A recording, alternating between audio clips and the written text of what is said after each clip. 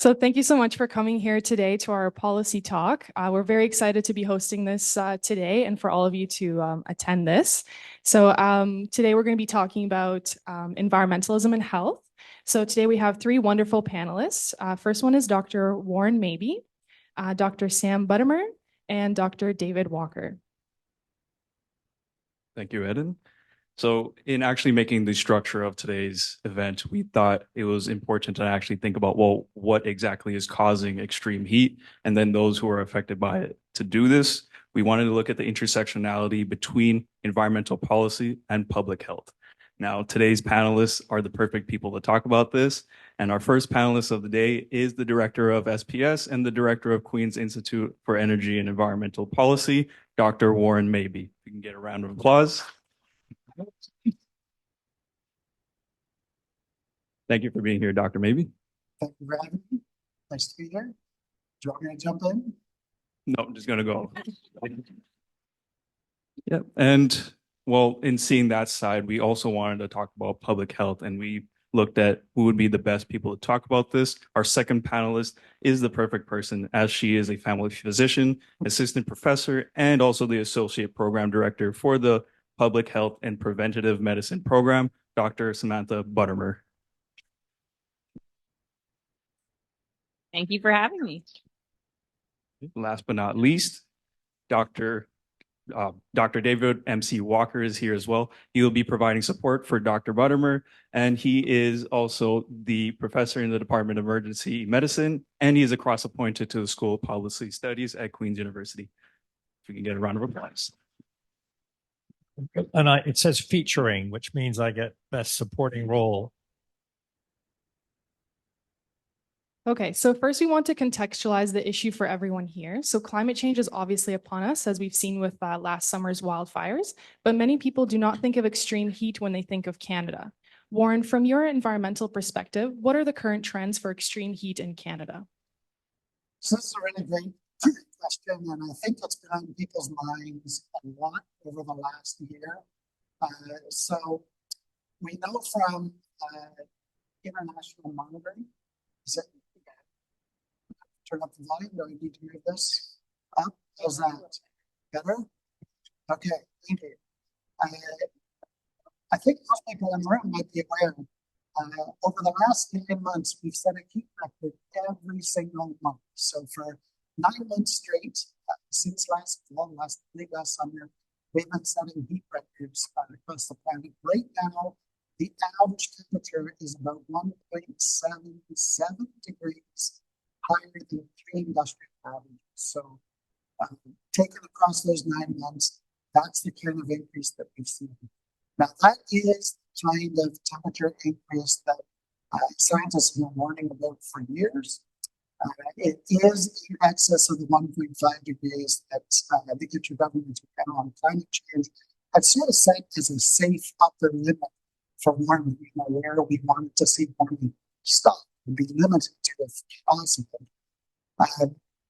There are reasons that we're seeing this extreme heat, particularly over the last 9 months. So we've been in an El Nino year, and for those people in the room that have heard that term but don't really know what it is, El Nino comes when warm water in the Pacific kind of rises into the surface and moves east towards South America and North America. And as that happens, it affects air currents that are passing over North America, over Europe, other parts of the world.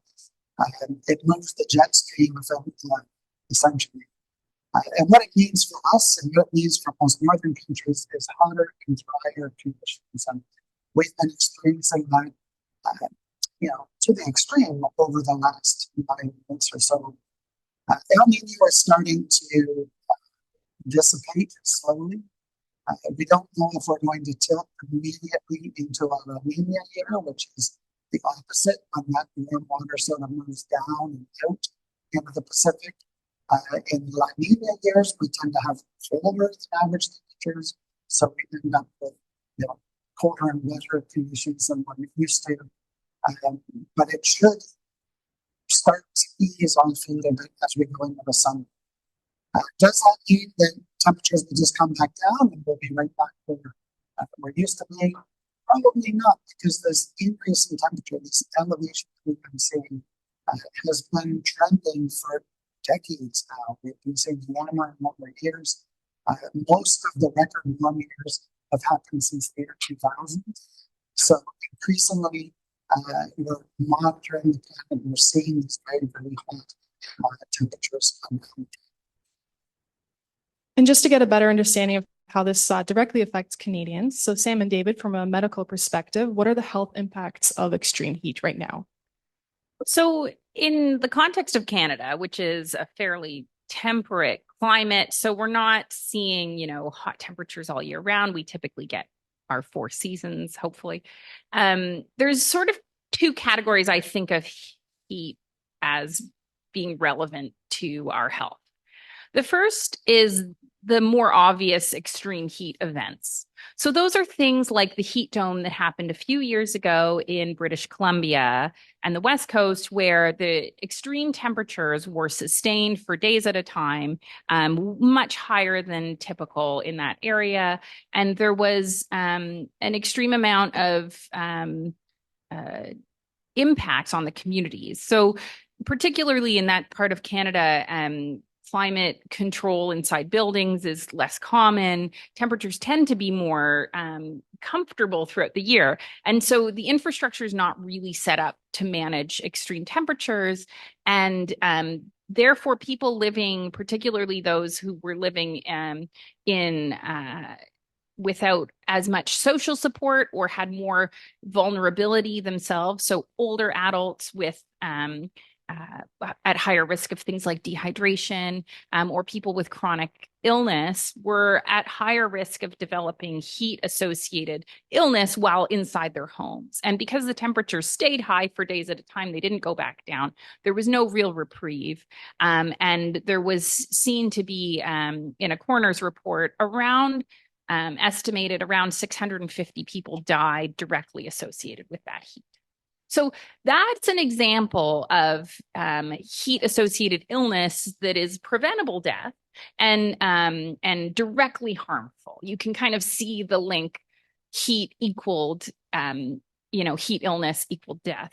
There's also indirectly individuals who would have become ill but not died, thankfully, due to medical care. And that puts strain on our system. Our health systems, as any of you who've taken a course with me know, our health systems tend to be operating at peak capacity at all times. We don't really have very good surge capacity in our hospitals. And therefore, when we see a surge of a heat-associated illness, that's similar to a surge of influenza or a surge of COVID, where our demands for intensive care, emergency room care, hospitalization in general go up because those people are unwell and need help.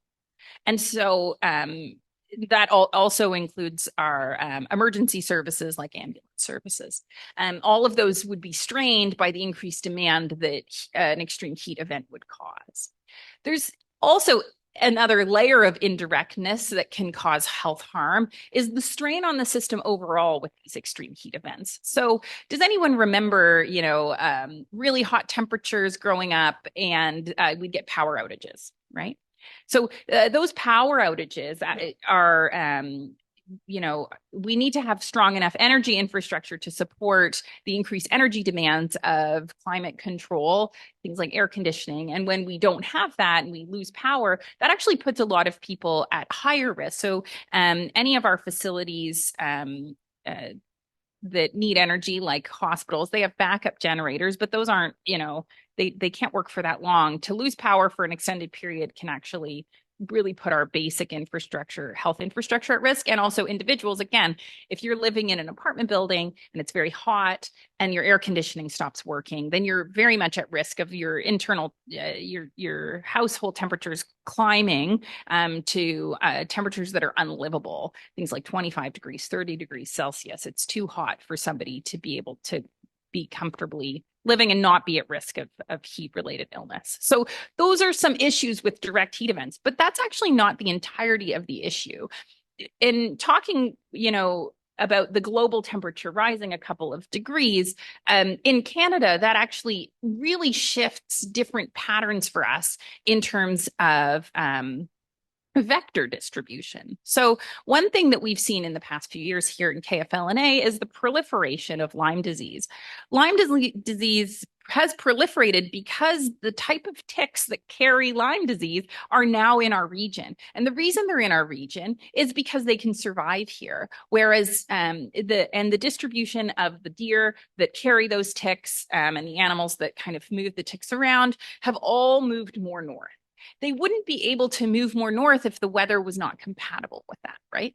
And so this has led to a shift. 20 years ago, Lyme disease wasn't a thing here. David, you could speak to this. You worked in the emergency room, and that was not something you were diagnosing, I imagine. No, not in any meaningful way. Whereas now, if you're working in a family medicine clinic in the springtime, every time I would work in clinic, I would be seeing somebody who had a bullseye rash from Lyme disease, or somebody who had a tick on them for more than 24 hours and needed prophylaxis. Or you hear of cases in the hospital where people have more severe manifestations of Lyme disease, and it's a real burden of illness. So again, this is an example of risk that poses a risk to our health in, people getting Lyme disease, but also, again, poses a risk to our system. We all have heard the news around our primary care system being kind of in strain.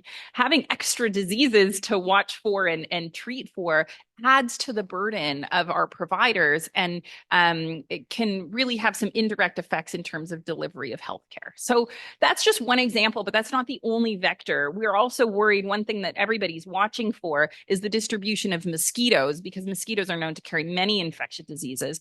The United States is a good example of this. At this time, the southern US is not a place where you really generally see malaria or other diseases spread by a specific type of mosquito, but that mosquito is moving north because the temperatures are getting warmer. And once the United States has things like Zika virus and malaria, that really shifts your ability to go travel and feel safe in some of these places. So we're seeing movement of vectors, and it's definitely a concern.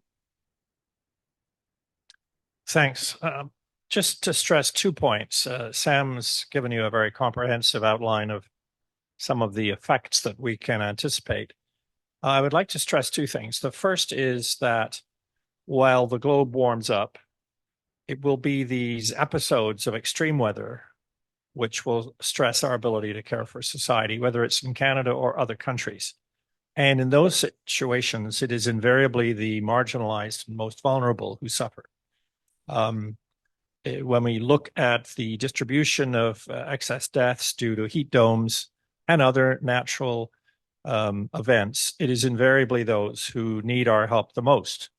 One little example I read about recently is that when a hurricane reaches the shores and makes landfall, the mortality from a hurricane is not so much the result of the intensity as it is of the socioeconomic status of the municipality that it hits. The same is true in Vancouver or in France, where we saw heat domes. It is the elderly, the frail, and in many cases, those who are insensitive to heat. Many people take medications that makes their sensitivity to heat and the ability to control the environment and their own body temperature inadequate. And they're the ones, such as in France, where days later, we find people dead in their flats and apartments. So I think I'd like to leave the message that it is the vulnerable and marginalized who suffer most. We saw that in other tragedies like COVID.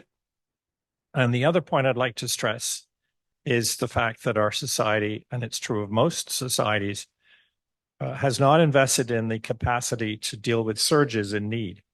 Again, COVID was the perfect example, but I know there's planning this week for the emergency department to deal with people who have fun at street parties at St. Patrick's Day, and that overwhelms the system.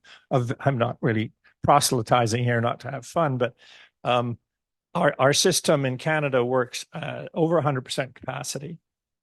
Our primary care access is totally inadequate, as you know. Maybe 1 in 4 Canadians shortly will have no access to a family physician. So when you throw in the threat of heat illness to a large population, imagine a heat dome in Kingston where next week or in August, we had 400 mostly elderly people semi-conscious from heat illness.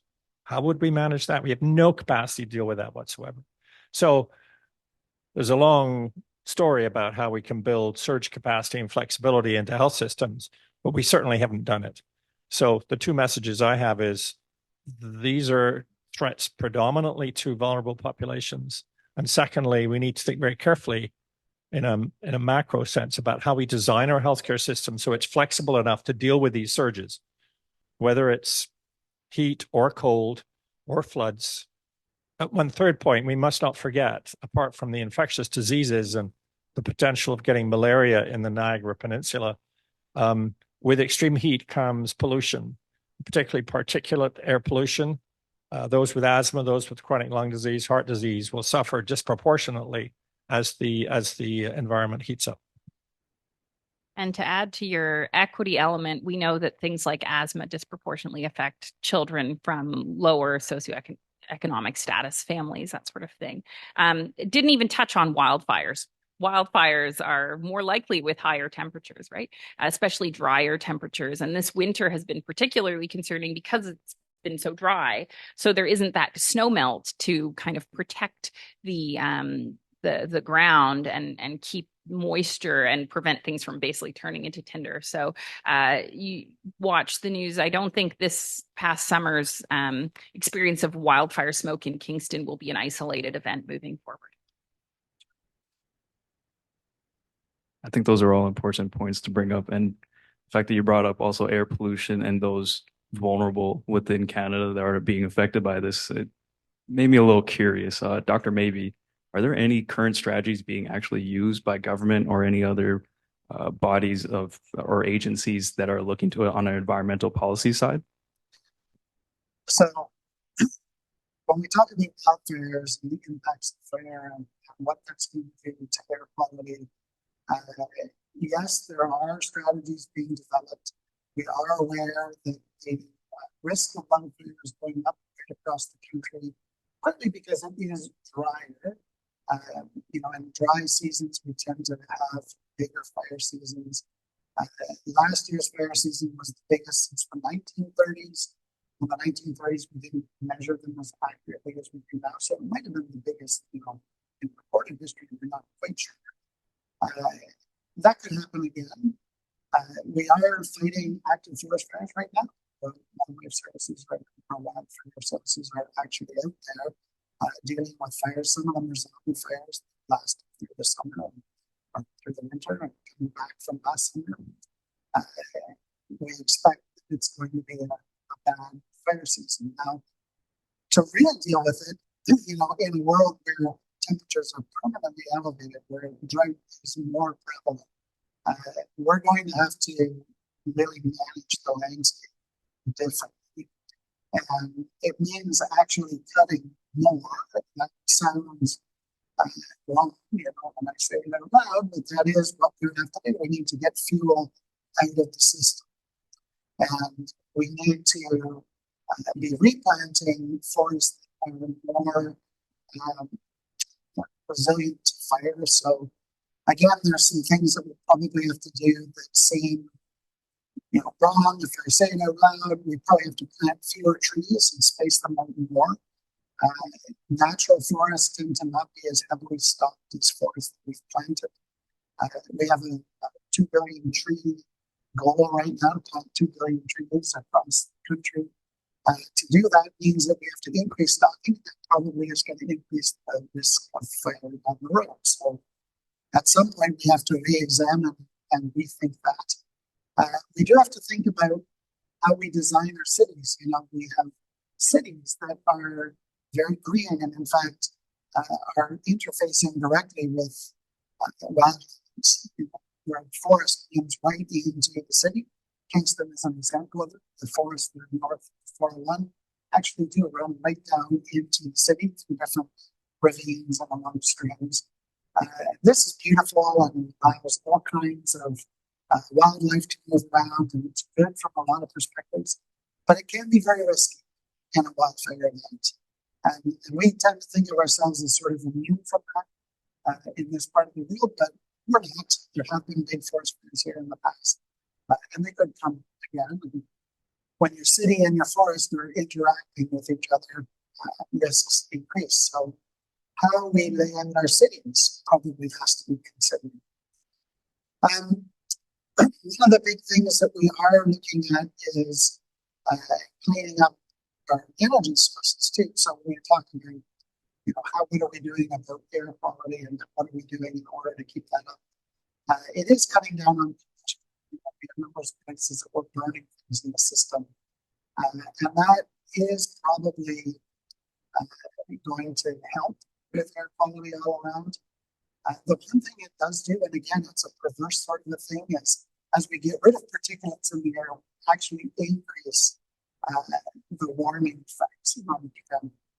So we have been seeing lately that as we're cleaning up certain energy sources, that, perversely, we're getting more warming than we were getting before. And while it's not well documented yet, there's some evidence to say that it's because we're not sending particulates that we're affecting heat. And we're now getting into this really sort of strange situation. Ultimately, there's a lot of change that needs to come. And a lot of the change is really difficult because the policies that we have were actually designed to be very, very strong policies. The policies that govern how we protect and manage forests across Canada are difficult to change policies. And it's not going to be easy for us to go in and rework the way we manage forests because the policies will prevent us until we can get it right. That's going to be difficult to do. So that just goes perfectly into our next section, which is proactive policymaking.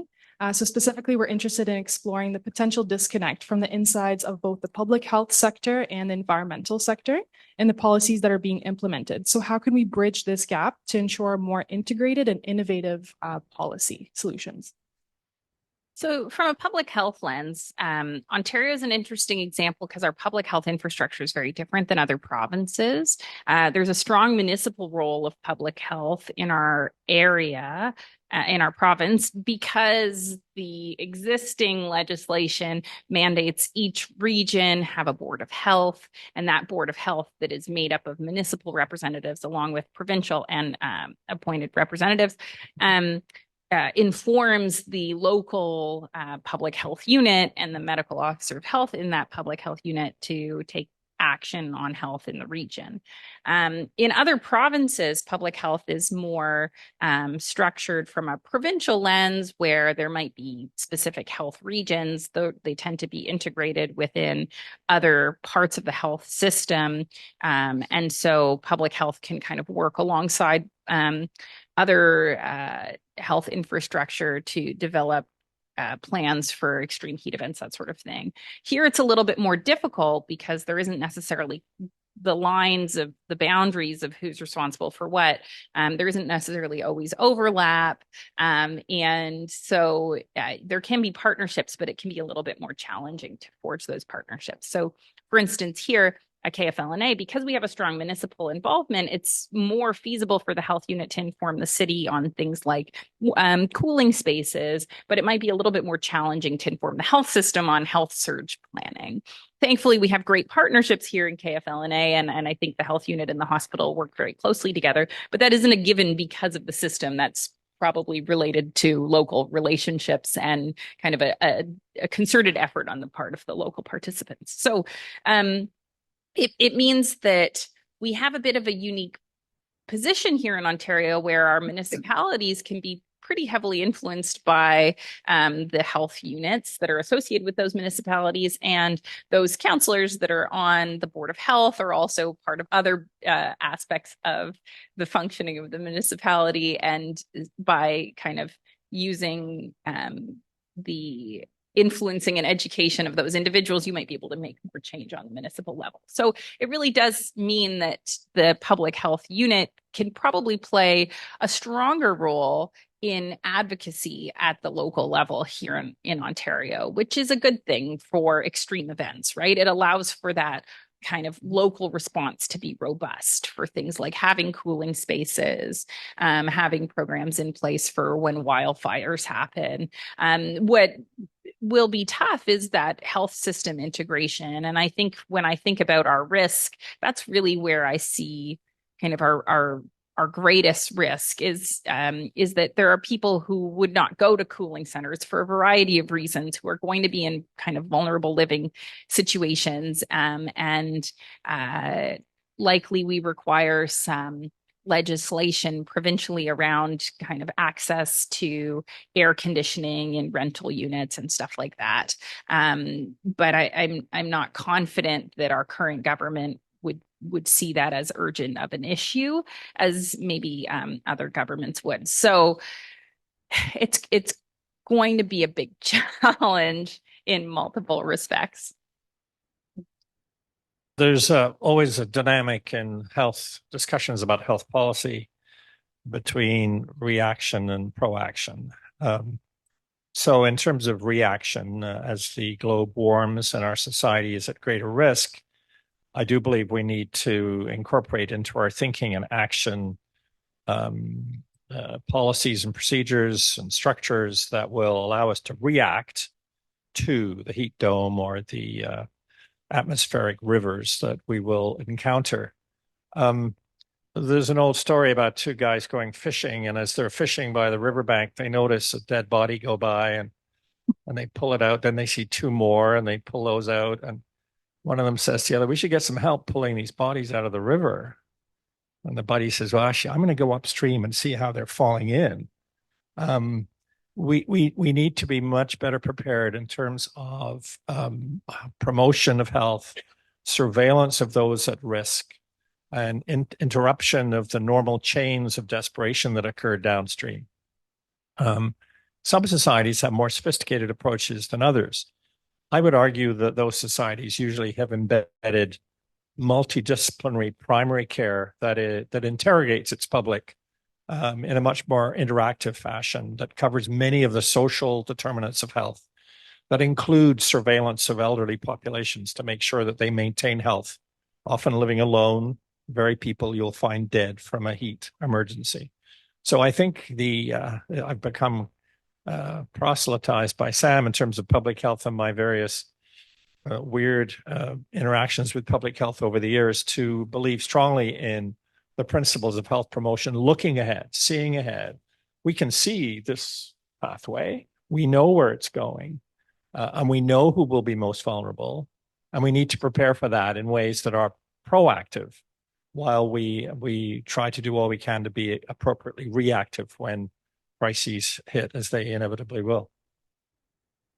One of the things that always strikes me is that health policy can be a hugely powerful lever in helping us deal with environmental issues. So when you go back, I don't know if that's come through, when you go back and look at the phase out of coal-fired power in Ontario, which happened over a decade ago now, one of the big drivers behind that is not the environmental driver, but rather health, and the fact that we could associate coal-fired generating the emissions associated with that with rates of lung disease, lung cancers, things like that, because people are breathing in the smoke that was coming out of the smokestacks, that we were generating electricity.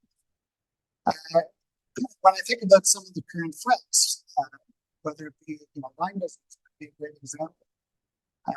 There are things that we could do on the landscape to reduce the prevalence of ticks in the environment.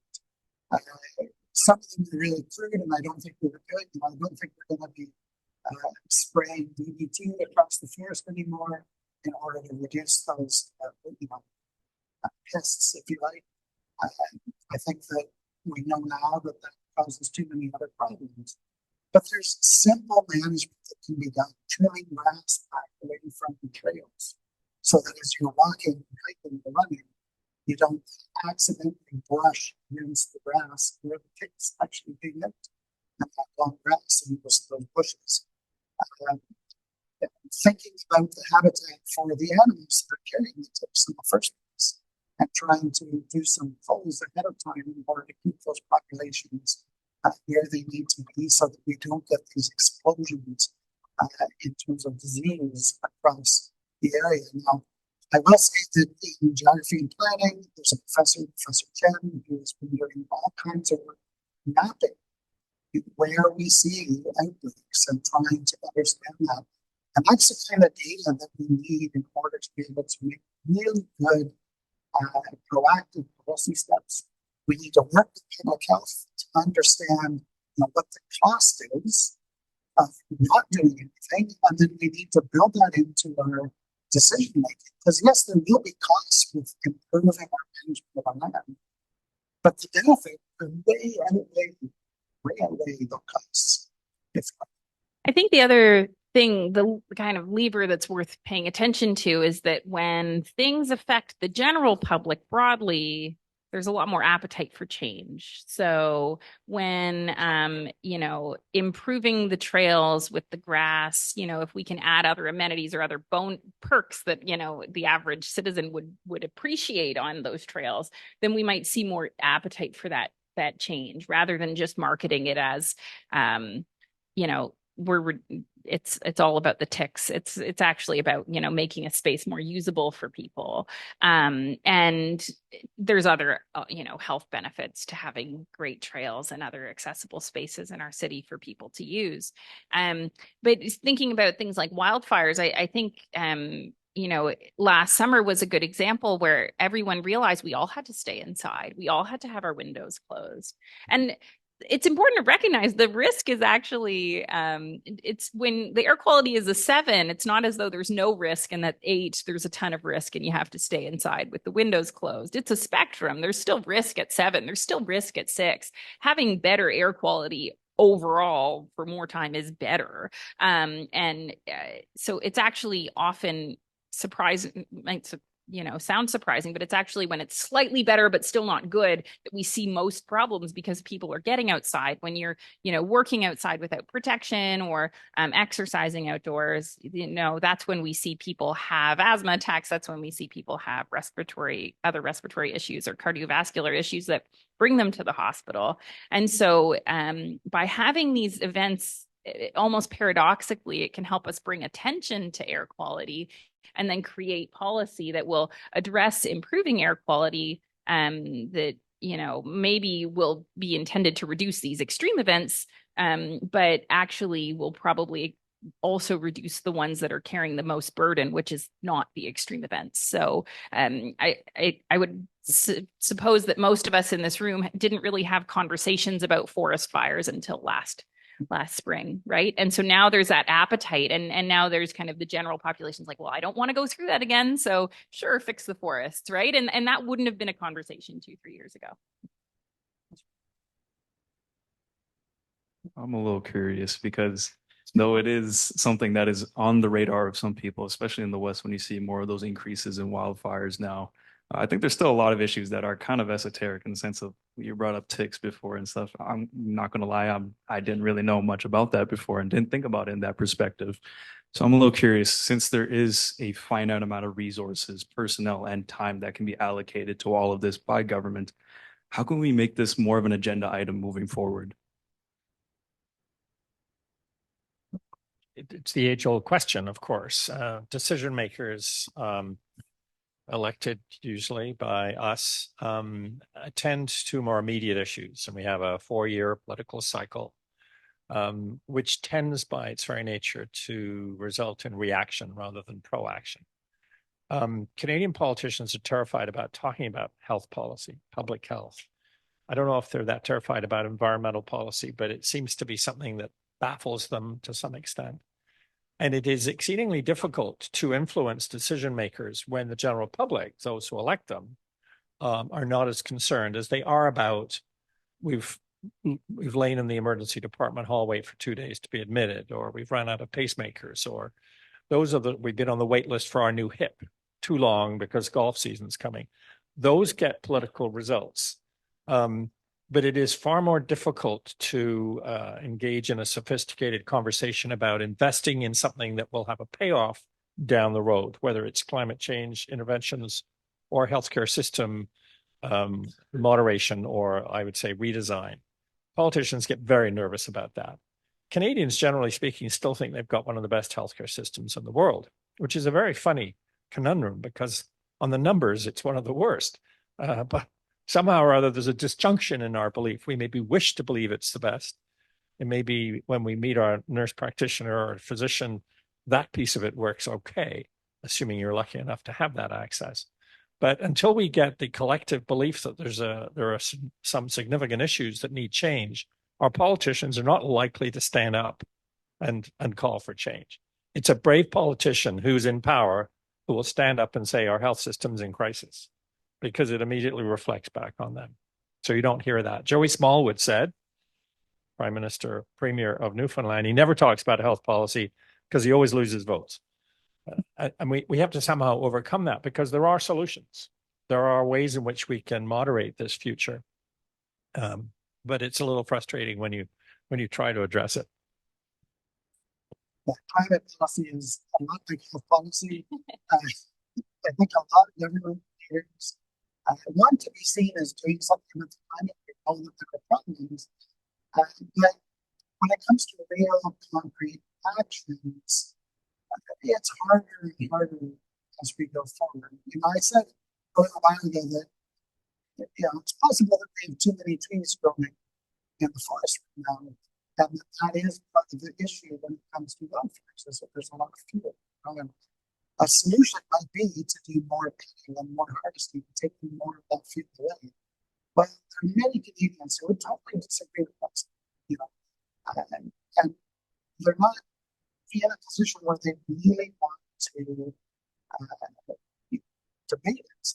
They see the forest as being positive. We've been telling them for years and years that forests are a positive thing, and so they have a hard time understanding that they're double-edged sword. They're positive and a strength and a weakness, and it can easily tell from one thing to the other in a relatively short period of time.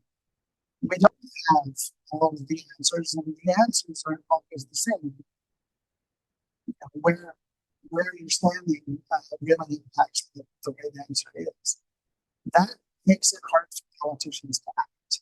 And so politicians do not move as quickly on these facts as we would like them to, largely because when they do move quickly, there's a whole bunch of people who say, no, that's the wrong direction, stop. And that's what happens. Yeah, so that is a great answer, and I think that gives us a lot to consider moving forward. But I would like to open the stage for the audience now. We have a good amount of time, and there's a lot of faces here today. So if anyone has a question for the panel. My question here is the extreme heat on the long-term effects of mental health in the population. That is a really fantastic question. I think in general, it's hard for us to quantify, but there's real harm when people fear their environment. I think that kind of general stress is not good for people from a mental wellness perspective. I'd also say, kind of maybe from a bit more of a technical perspective, any event that forces people to stay home is bad, right? I think we all can remember the time a couple of years ago where we all stayed home for too long and it was really bad. We don't need to talk about that one today. But in general, the things that make people well involve community. So sharing space with other people like we're doing today, and being physically active is really good for mental health.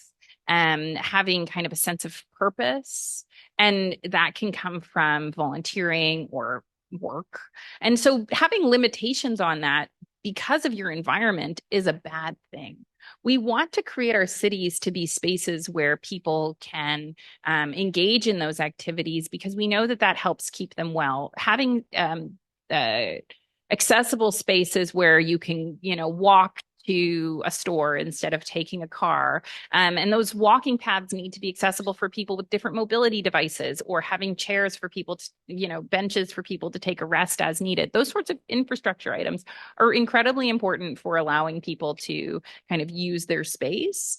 And the challenge with extreme weather, like extreme heat, is that even if all of that exists, even if we have trees that kind of reduce kind of the temperature, because temperatures tend to be higher in cities than outside of cities. But even if we have kind of created our outdoor infrastructure to support getting outside in hotter weather, when it's extremely hot, like the heat dome, you can't. Like you just can't, right?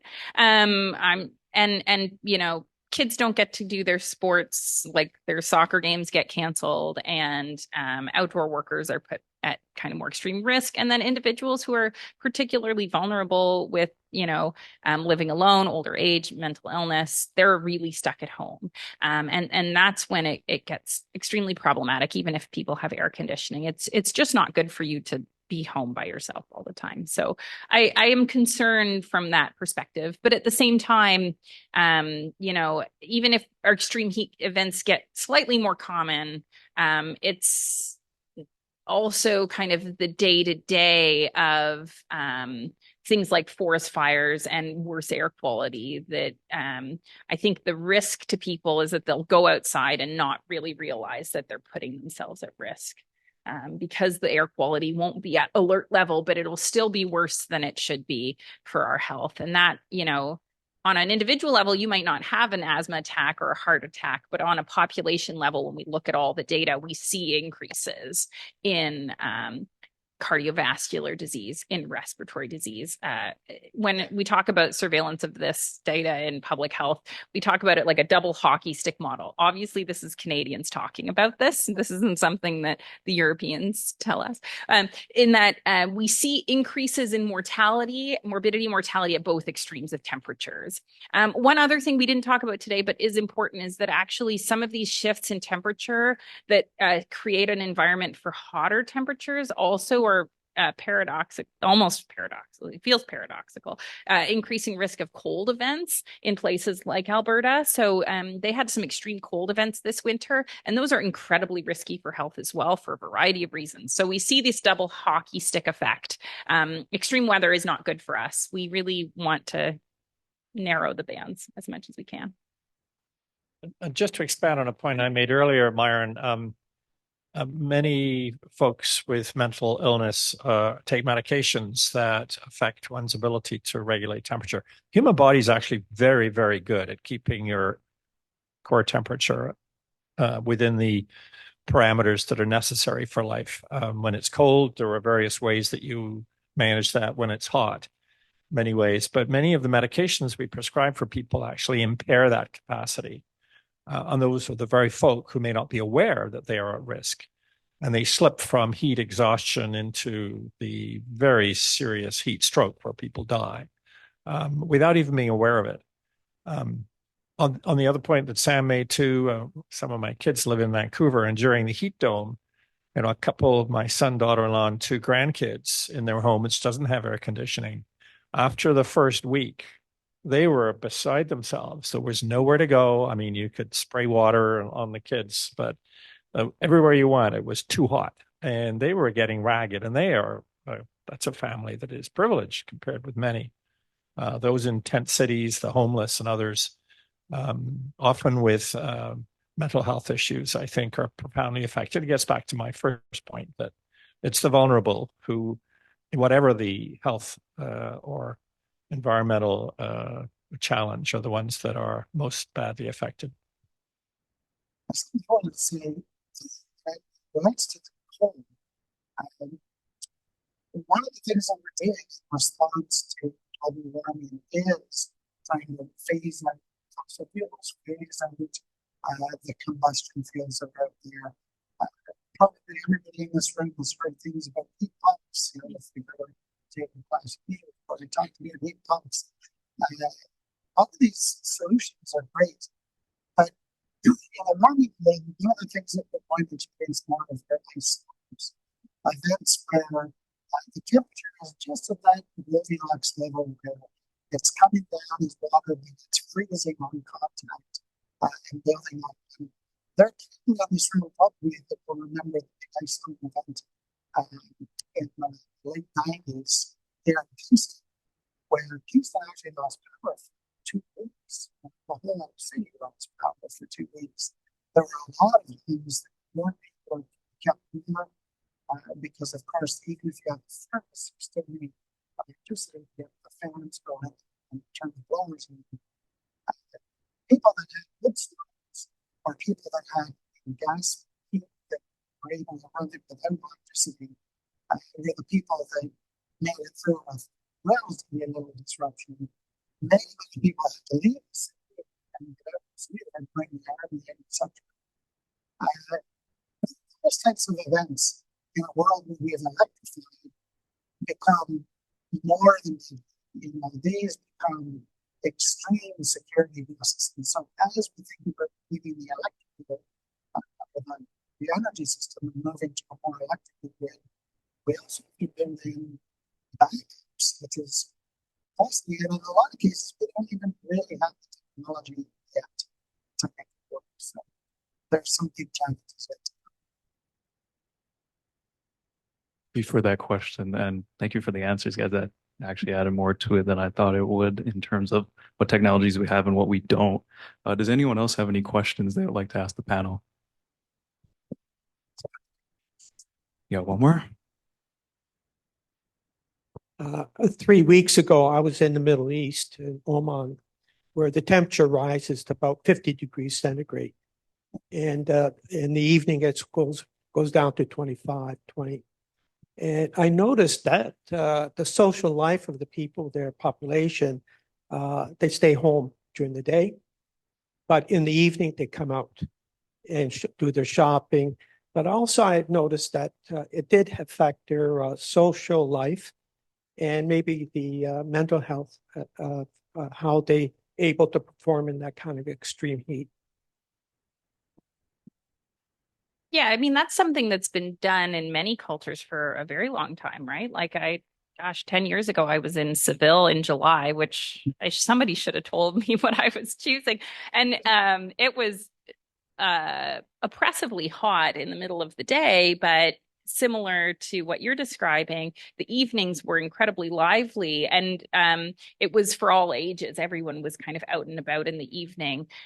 So there was some kind of adaptations, but that's definitely not something we've seen happen here. So when we've had kind of hotter stretches, we haven't seen our business kind of infrastructure shift. And I'm actually curious when that would start to happen.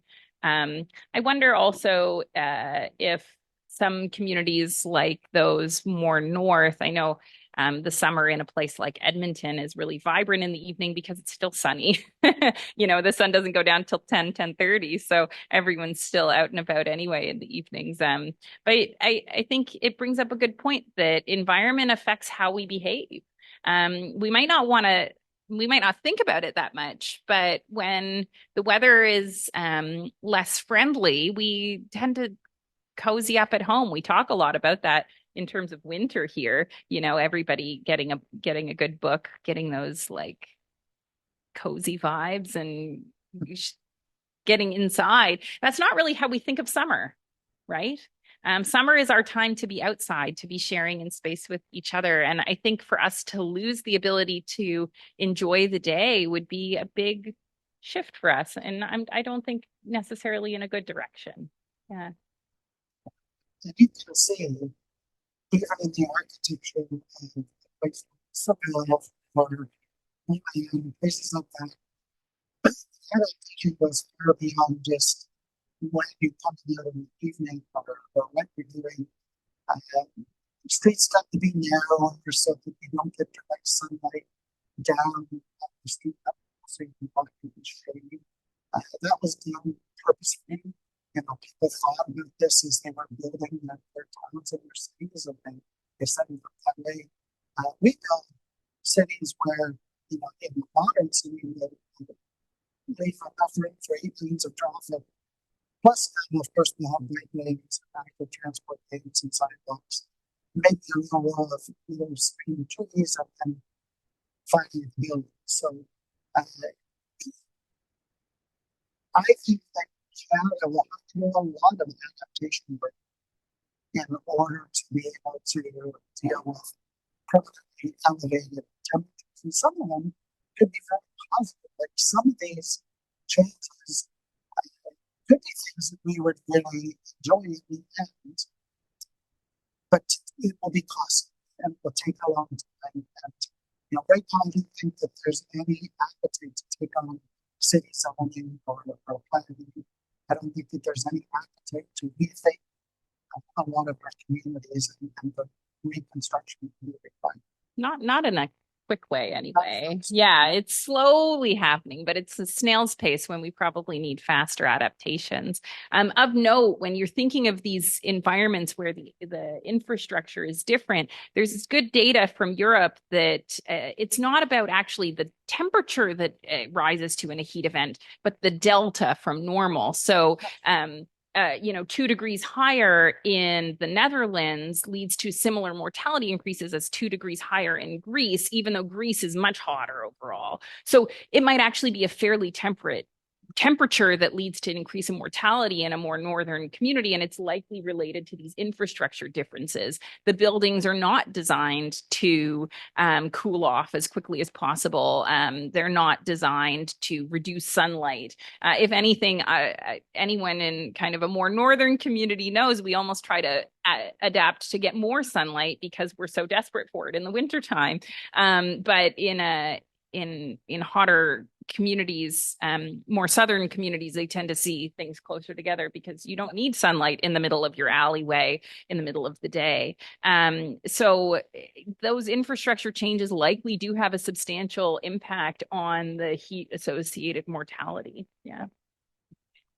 And to pursue that, Maren, I think in Oman, when you were there, the daytime temperature was probably the same as it was the week before and the month before, and the nighttime temperature was.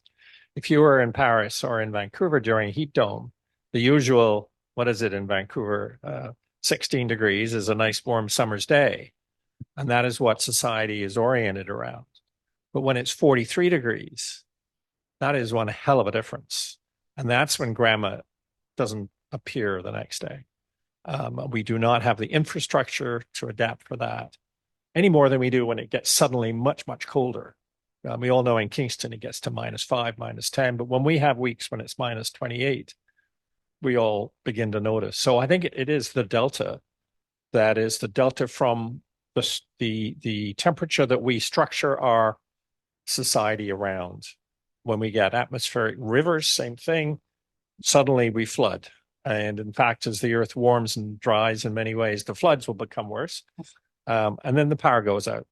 And then you get cholera and other nasty diseases. So I think it is important to recognize that while the globe slowly warms, it'll be these episodes that are catastrophic rather than we all know the analogy of the frog in the saucepan that's slowly heating, but it's the sudden episodes that we will encounter. That's the risk for us. For other communities like islands with the low elevation, those are the communities that are at risk of kind of general increases in water height. But for us here, I completely agree with you, David. It's going to be these extreme events that put the most risk to the health of us as kind of a country. Yeah. So we are reaching the end of our event, but I would like to ask the panel one more time if you have any closing remarks you'd like to add to this. I have 11 grandchildren who will all, with luck, live in the 22nd century. Hard for me to imagine that when I think of my grandparents living in the 1800s. And we do have conversations about this. This world will survive, but whether the humans on it will, I don't know. And I do fear for the ways in which they're going to be experiencing life in 2110, when some of them will be older, but still with us. I think this winter has been challenging from it's been in our face that it's warming, right? I think it's been hard to ignore how warm it's been here this winter. And maybe that's an anomaly. Maybe it's just El Nino. But I think the trends overall are very different than they have been even when I was a child. And yeah, I think about the longevity in terms of, I think about my kids, I think about their children, and how we need to be doing so much more to change our, I think, local environment in particular. We need to see strong municipal action on these areas. It's been status quo in Canada around kind of urban sprawl for a very long time. And for a variety of reasons, that's not sustainable long term, even though Canada is not lacking for space. So I'm hopeful that with advocacy, we can help change that. If there's one thing that is kind of heartening, is that often municipal changes are one of the most actionable areas in terms of influence. And so I think that's really where a lot of bang for our buck is going to be, in tackling things on a municipal level to make our local environments more livable. And what I would say is that the more that I think about this kind of nexus between health or environment and health, the more it's clear to me that we need to be talking across these different silos in order to come up with these solutions. It's a much more compelling argument to go to the little capital solution and say we need to change up our management in order to address lines, so in order to address fraud issues and things like that. Than it is to say, you know, this is the science is telling us we need to get into this. People respond when their health issues gets visceral, and I think people are liable to action on it more so than they do on watching environmental concerns. When the environmental concerns become really manifest in health issues, I think that there is an opportunity for action. But for the students in the room, this is why you need to keep your networks going with your colleagues. And when you work in the Ministry of Health, the Ministry of Natural Resources, or one of these agencies, make some time to talk to your colleagues across the way. Figure out places where you can build these kind of common approaches, because that's what's going to make a difference. And to kind of tie that in from a health perspective, so much around what it makes for good, healthy public policy is healthy in other domains. Good environmental policy typically is also good health policy. And sharing in those partnerships can help create stronger cases for these, the political action that's required to make any change. Well, thank you so much, Warren, Sam, and David, for being here with us today. Just join me in a round of applause, please. And also, thank you so much for all of you for being here today and joining our policy talks. We are Eden and Kokul, and this was Policy Talks. Thank you.